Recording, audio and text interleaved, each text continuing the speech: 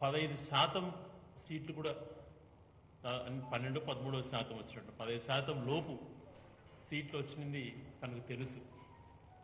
కానీ మేకపోతు గాంభీర్యం చేస్తూ తను ఫేక్ వెబ్సైట్స్ క్రియేట్ చేసి ఫేక్ న్యూస్ నాడు దాంట్లో పెట్టుకుంటున్నాడు. ఎంత దిగజారాడో ఒకసారి గమనించాలి. అందుకనే చంద్రబాబు నాయుడు గారిని ఎప్పుడో అదొక ఫేక్ పార్టీ, ఆయన ఒక ఫేక్ నాయకుడు అన్నటువంటి మాట మనం అనొచ్చు. ఆ ఫేక్ తత్వం ఉన్నటువంటి ఆయన ఫేక్ వెబ్సైట్ని క్రియేట్ చేసి అందులో తప్పుడు సమాచారం పెట్టుకున్నట్టు స్పష్టంగా ఆధారాలతో సహా చూపించాం. పెద్దలు రామకృష్ణ గారు కూడా అనేకసార్లు చెప్పారు. మరొకసారి చెప్తున్నాం, మేము అఫీషియల్గా YSRCPPolls.in అన్న వెబ్సైట్లో క్లియర్గా అందులో ఈ వెబ్సైట్లో ప్రతి ఒక్కటి కూడా మా సానుభూతి పనుల పేరుతో సహా అందచేయండి. మీకు ధైర్యం ఉంటే దాంట్లో ఏదన్నా కాదు అని చెప్పగలిగేటువంటి ధైర్యం ఉంటే మీరు చెప్పండి. ప్రతిదీ కూడా ఫేక్తో బతికేటువంటి మీకు ఫేక్ వెబ్సైట్స్ క్రియేట్ చేసి లాస్ట్కు ఫేక్ పార్టీగా మీ పార్టీని మీరే క్రియేట్ చేసుకున్నారు.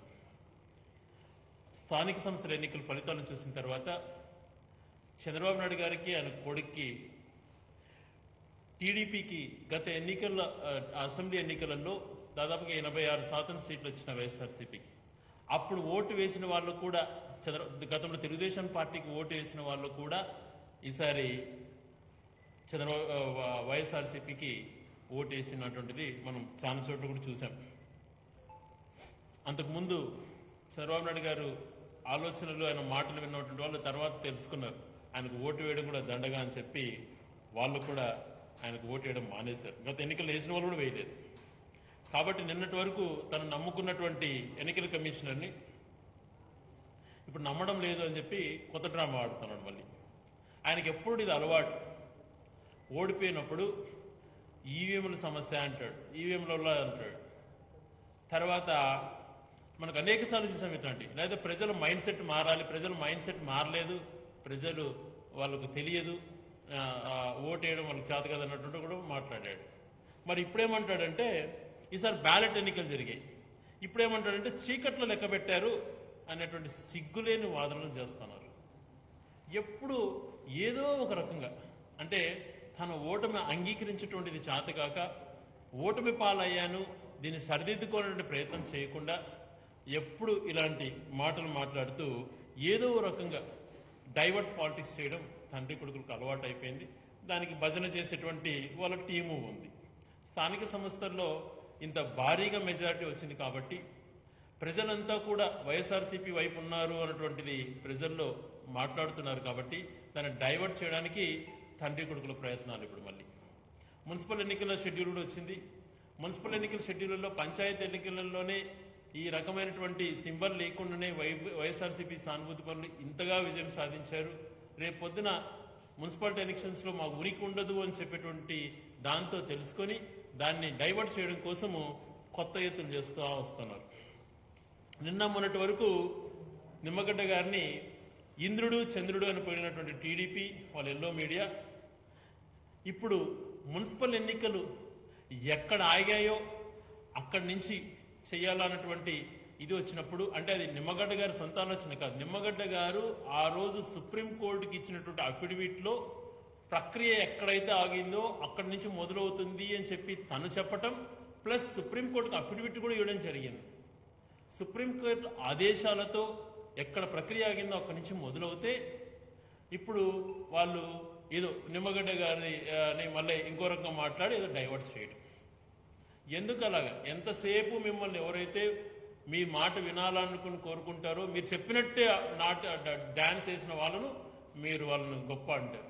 లేదు పద్ధతి ప్రకారం వెళ్దాము అన్నటువంటిది మాట ఏదైనా ఒక మాట మాట్లాడితే దానికి మళ్ళా కేంద్ర ప్రభుత్వం హోంశాఖకి రాస్తాడంట లెటర్లు, ఐక్యరాజ్య సమితికి ఎవరికొరికో రాసుకుంటూ అంటాడు అది జరిగింది ఇది జరిగింది అని చెప్పి. కానీ ఓటమిని మాత్రం అంగీకరించాడు. అది ఏం నైజమో అది.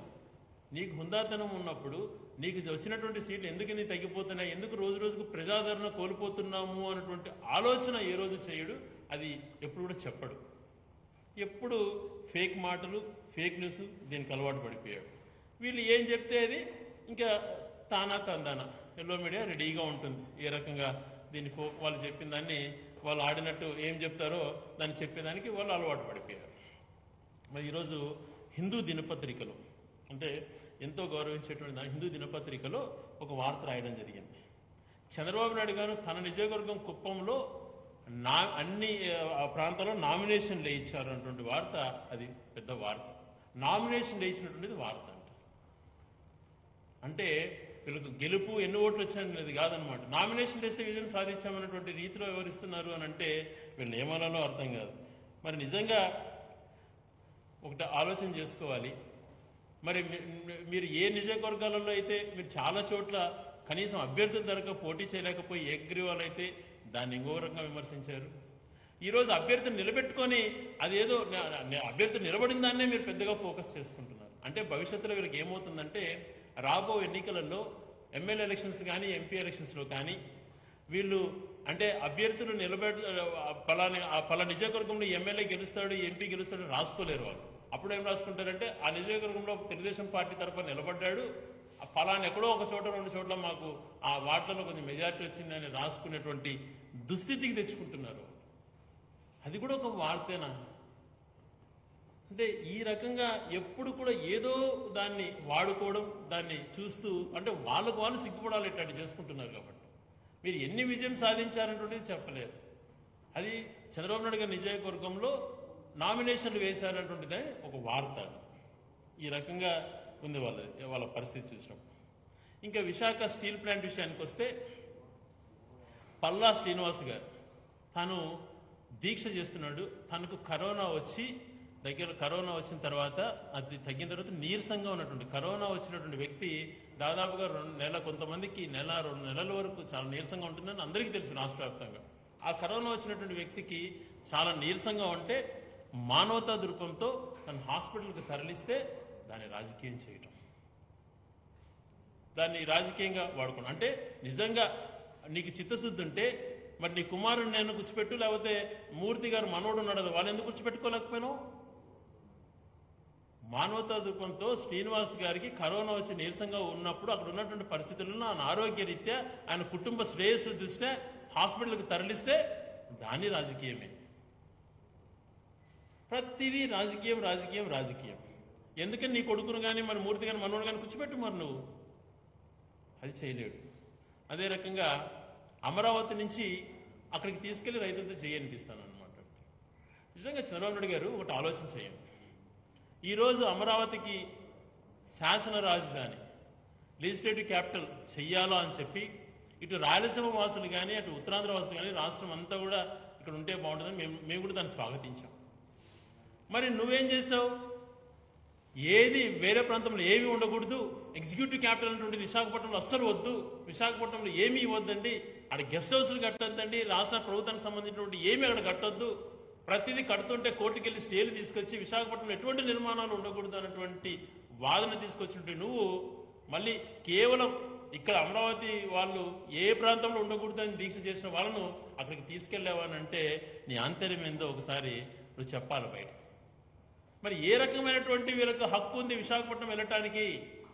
అక్కడ ఎగ్జిక్యూటివ్ క్యాపిటల్ చేస్తామంటే వద్దు, ఎటువంటి డెవలప్మెంట్ చేయొద్దు అని అడ్డుకుంటే వాళ్ళను అక్కడ విశాఖకి తీసుకెళ్లి ఏం మెసేజ్ ఇవ్వాలనుకున్నాడో చంద్రబాబు నాయుడు గారు చెప్పాలి.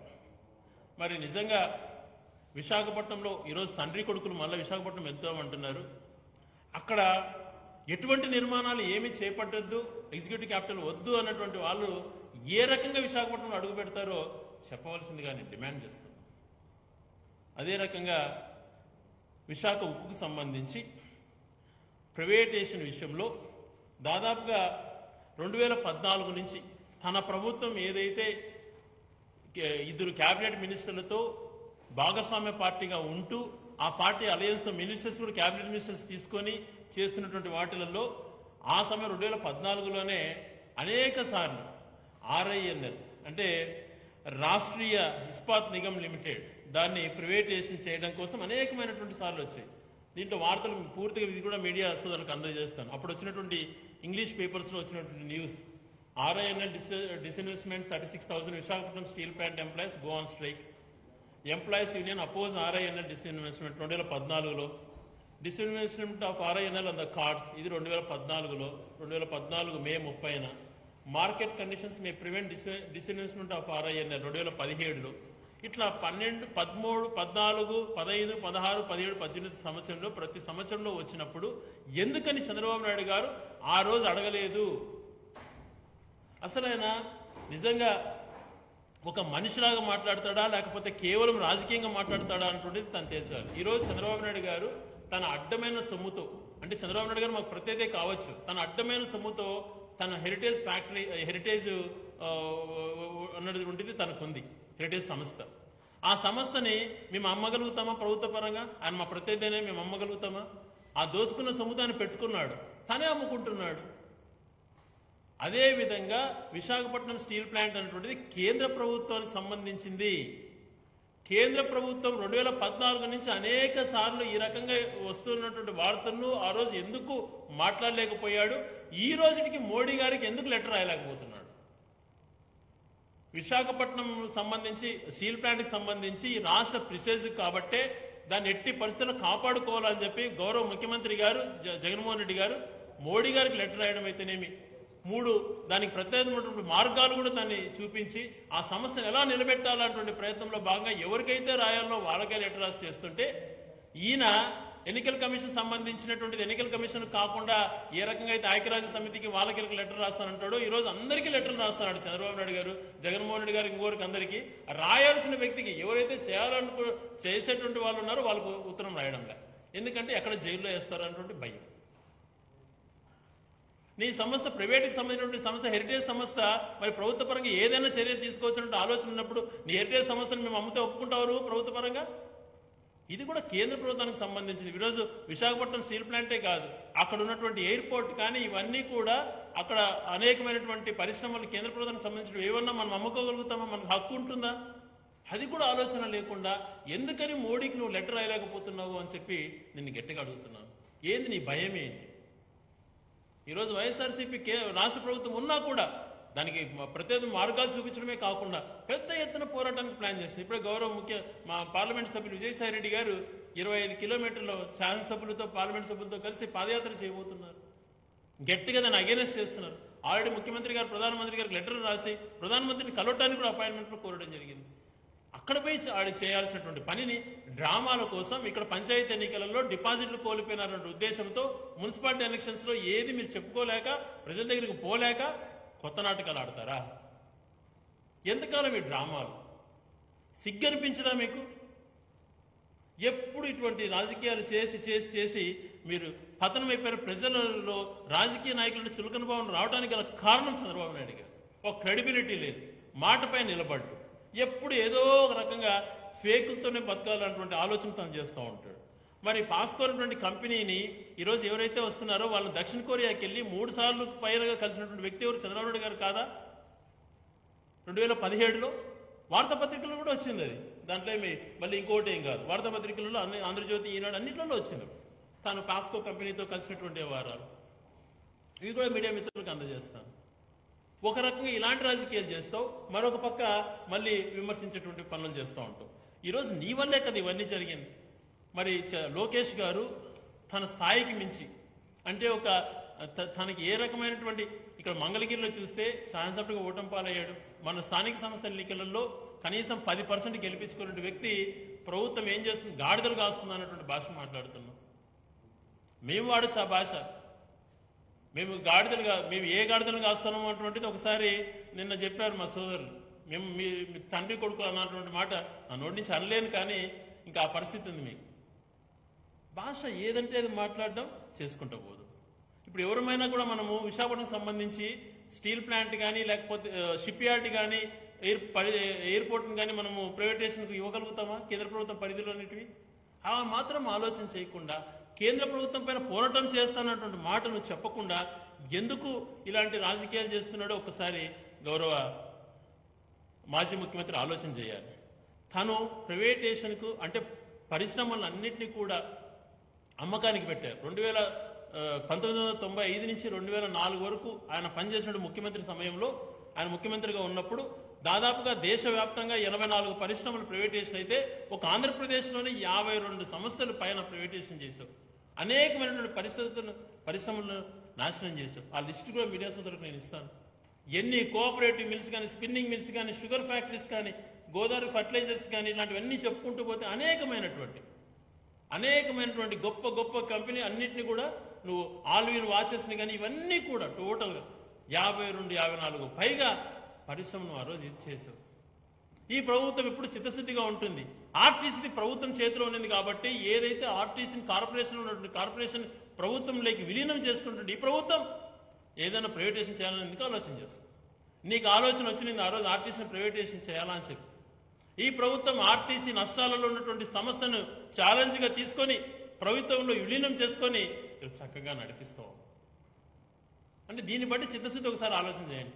ఒక ఆర్టీసీనే కార్పొరేషన్గా ఉన్నటువంటి ఆర్టీసీనే ప్రభుత్వంలోకి విలీనం చేసుకొని భద్రత కల్పించేటువంటి ముఖ్యమంత్రి జగన్మోహన్ రెడ్డి గారు మీకు ఇలాంటి పనులు వేరే దానికి ఎంకరేజ్ చేస్తారా? అందుకే ధైర్యంగా ఏదైతే కేంద్ర ప్రభుత్వం చేస్తుందో దీన్ని గట్టిగా నిలదీయాలని చెప్పి పార్లమెంట్ సభ్యులు అడగడం జరిగింది. పార్లమెంట్ సభ్యులు అందరూ పోయి కలిశారు. కేంద్ర హోంశాఖ మంత్రిని, ప్రధానమంత్రి అపాయింట్మెంట్ అడిగారు. గౌరవ ముఖ్యమంత్రి గారు కూడా ప్రధానమంత్రి అపాయింట్మెంట్ అడుగుతున్నారు. అదే రకంగా ప్రధానమంత్రికి ఆల్రెడీ లెటర్ కూడా రాశారు. దానికి ఏ రకమైనటువంటి మార్పులు చేస్తే ప్రత్యామ్నాయ మార్గాలు ఏమున్నాయో కూడా సూచించారు.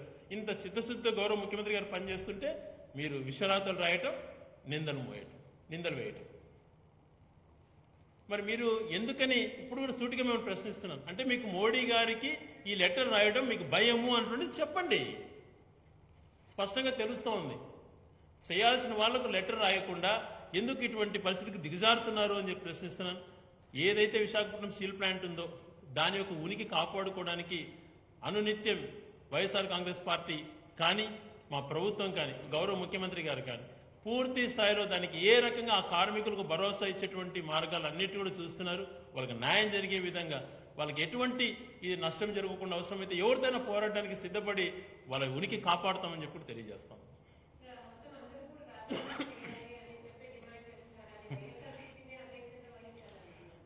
ఈ సిగ్గులేని డిమాండ్లు, అర్థం లేనటువంటి మాటలు, వాదనలు మేము మొన్నే చెప్పాం. మీరేమన్నారు? 3 రాజధానులకు మేము ప్రజలంతా మ్యాండేట్ ఉన్నారు రాష్ట్ర వ్యాప్తంగా అన్నారు. మేమేమన్నాం? అయ్యా మీరు నిజంగా అది ప్రజలు రాష్ట్ర వ్యాప్తంగా మద్దతు ఇస్తున్నారని అన్నప్పుడు మీరు ఉన్నారు కదా 18 మంది 20 మంది 23 నుంచి ఆ టోటల్ ఎందుకో తగ్గింది అనుకుంటా. లేకపోతే 23 మంది మీరు రాజీనామా చేయండి, మ్యాండేట్ కోరండి అని అడిగినాం. అంటే మీరు రాజీనామా చేయండి అన్నటువంటి మాటలు వాదన, వితండ వాదన అంటారు. వైఎస్ఆర్ కాంగ్రెస్ పార్టీ ఎప్పుడు వితండ వాదనలు చేయదు. ఉన్నది ఉన్నట్టు చెప్పేటువంటి స్పష్టంగా తెలియజేస్తాం. వితండ వాదాలు అన్నటువంటిది వాళ్ళు చేస్తున్న డిమాండ్ వాళ్ళే నవ్వుకోవాలి. ఈరోజు మరి పంచాయతీ ఎలక్షన్స్ తీర్పులు వస్తున్నాయి, రేపు పొద్దున మున్సిపాలిటీ ఎలక్షన్స్ తీర్పులు వస్తున్నాయి. ఇది ప్రభుత్వానికి అనుకూలంగా ఉంది, 3 రాజధానులకు ప్రజలు అంగీకరిస్తున్న మాట చెప్పగలుగుతుందా తెలుగుదేశం పార్టీ? ఎందుకని అర్థపర్థం లేనటువంటి మాటలు? ఖచ్చితంగా మేము చెప్తున్నాం. ఈరోజు ఆ స్టీల్ ప్లాంట్ విషయంలో, ఆ విశాఖపట్నంకి ప్రిస్టేజెస్ అయినటువంటి స్టీల్ ప్లాంట్ విషయంలో ఏ రకంగా ప్రభుత్వం చేయాలో అన్ని రకాలు చేసి తీరుతామని చెప్పి తెలియజేస్తాం.